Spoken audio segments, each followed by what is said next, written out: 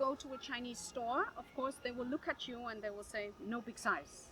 Or they will say, no large. Or when you walk in, they immediately hand you the biggest size, or they stretch the fabric to show you that it can actually go this big to fit you.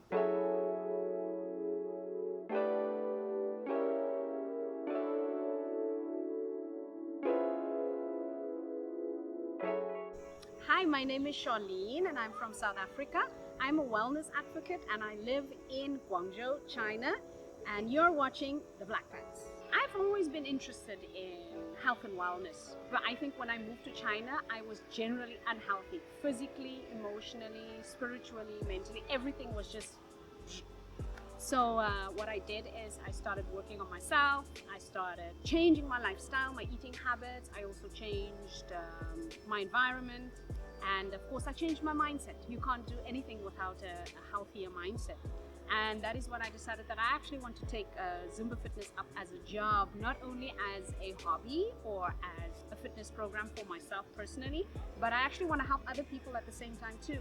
Because I see Zumba fitness as a stress reliever. It's like disguised exercise. Like you literally need no excuses to get up and dance. And I love promoting it. I think it's fabulous. I think it's fun.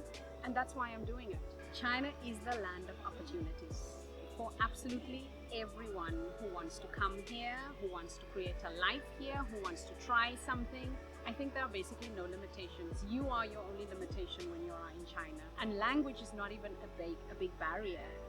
I don't speak Chinese very well. I speak survival Chinese, and I think I have survived pretty well for the past 3 years. So that's one of the reasons why I love being here. I love Guangzhou because it's such a diverse city. I lived in Beijing as well. I think Beijing is also diverse, but it depends on your lifestyle.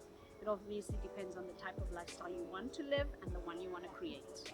I am not a big fan of the humid weather in Guangzhou. I can't stand the heat. I come from South Africa. We have 4 distinct seasons. I think it's beautiful. But here in Guangzhou, it gets unbearable, but yet livable. And one other thing that I would say is maybe a pet peeve in China is maybe the hygiene, public hygiene could be one of the problems. But other than that, that's it. I started a wellness brand called Healthy Living in China. And the reason why I started that is because I've been an expat for 10 years now. And in all the countries that I've been, one of the things, the trends I've noticed is that foreigners or expats, we generally don't know how to take care of our emotional wellness. It's one of the things we neglect. And also our health, we neglect it, but we're not to blame for it. One of the biggest barriers for any person is when you have a change of environment, it affects you in all areas, and we don't realize it, and we end up blaming ourselves. It's because we don't pay attention to ourselves as much as we should. So that's one of the main reasons why I decided to start it. It's also one of the main reasons why I started my support group, because in China in general, mental health is already stigmatized, and nobody wants to talk about mental health.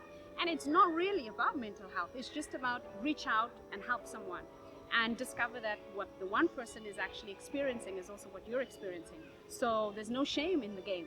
All you have to do is just be prepared to speak up. And yeah, I think as a black person in general, you are looked at in a different way by all Asians, not only Chinese. And when you are a woman of fuller figure or a curvy woman like myself, then you get a lot of stares.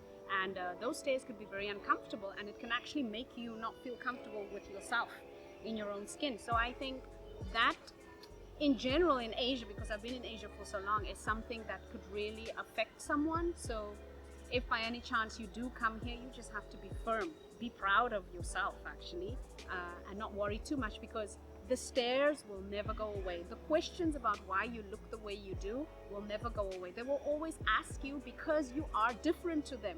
So you kind of have to expect that when you come here, you will be questioned. You will be asked why your hair is like that. You will be asked why your body is shaped that way.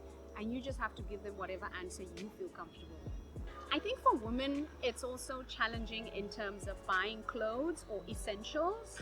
Like in my case, I mean, I've never been a very big person, but I've been overweight. Chinese people see me as generally overweight, even the way I am now. And when you go to a Chinese store, of course, they will look at you and they will say, no big size. or they will say no large. Or when you walk in, they immediately hand you the biggest size, or they stretch the fabric to show you that it can actually go this big to fit you. I mean, from where I come from, that is a big turnoff. If I walk into the store and you approach me like that, I'm going to turn around and walk away. Here you cannot do that. They do it just to tell you that we don't have what you want, but they don't know that it is actually offending you. And make you feel like, oh my God, can't I just get a size here in a regular shirt? And it's because their clothes are not made for us, but it can hurt you in a way. So I think you just need to bring your own things. I'm going to say, don't be afraid to try.